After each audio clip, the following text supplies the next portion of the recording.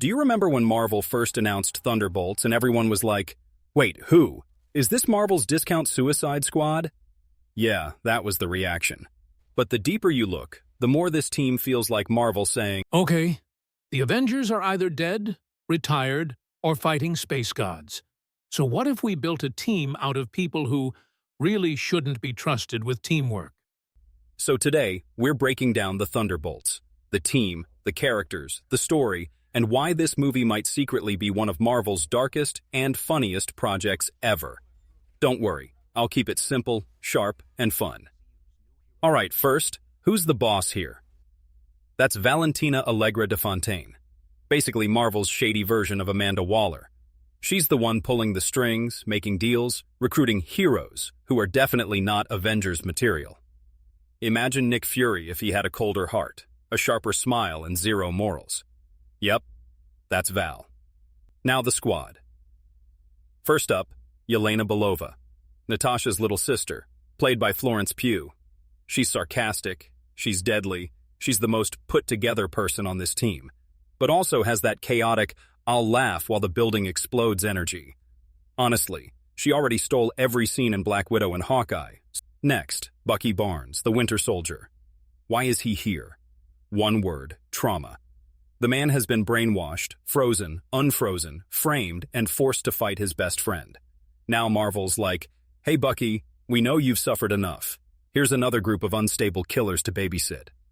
If the Thunderbolts had a group chat, Bucky's texts would just be sigh emojis.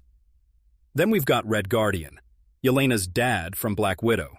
He's bossy side, Callie. What if Captain America, but with vodka, dad jokes, and zero filter? Strong? Yes. Brave? Kinda? Insecure? Absolutely. This is the guy who brags about fighting Steve Rogers even though it never happened. He just wants someone to say he's cool. Spoiler, no one does.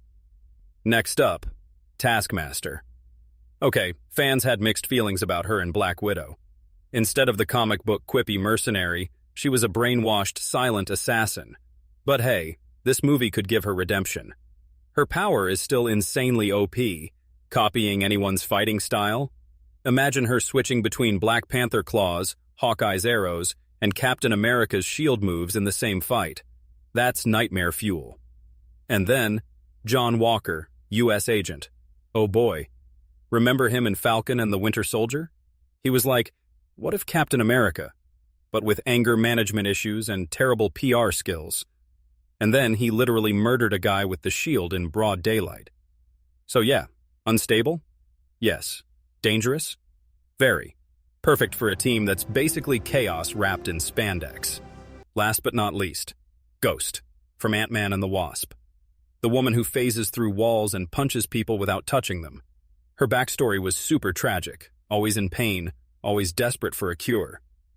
Now she's here, stuck in a squad of people who are as broken as she is. Quiet, dangerous, and maybe the underrated MVP. So that's the squad. Yelena, Bucky, Red Guardian, Taskmaster, U.S. Agent, and Ghost.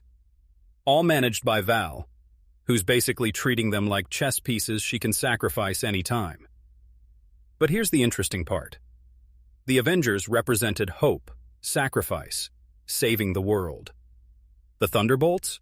They represent control, power, and governments saying, we need a team, but we don't really care if they're good people or not. It's like the MCU asking, what happens when the heroes are gone, and the only people left are the ones we shouldn't trust? And that's why this movie could secretly be one of Marvel's darkest. Because unlike the Avengers, these guys don't fully trust each other. They don't even like each other. Half of them would fight each other if you left them in a room too long. So when you throw this much ego, trauma, and questionable morals into one mission, things will go wrong. So yeah, Thunderbolts isn't going to be your clean, heroic Avengers movie. It's going to be messy. It's going to show us that sometimes the people least qualified to save the day are the ones who actually end up doing it. So whether it's fighting Sentry, dealing with Val's manipulation, or just surviving each other, one thing's clear. This isn't the Avengers. This is the Thunderbolts. And that's exactly why we're excited. Outro. So what do you think? Will the Thunderbolts be Marvel's most chaotic team yet? Or will they just self-destruct before the villain even shows up? Let me know your take in the comments. And hey, if you enjoyed this breakdown, smash that like button, subscribe for more MCU deep dives, and I'll see you in the next one.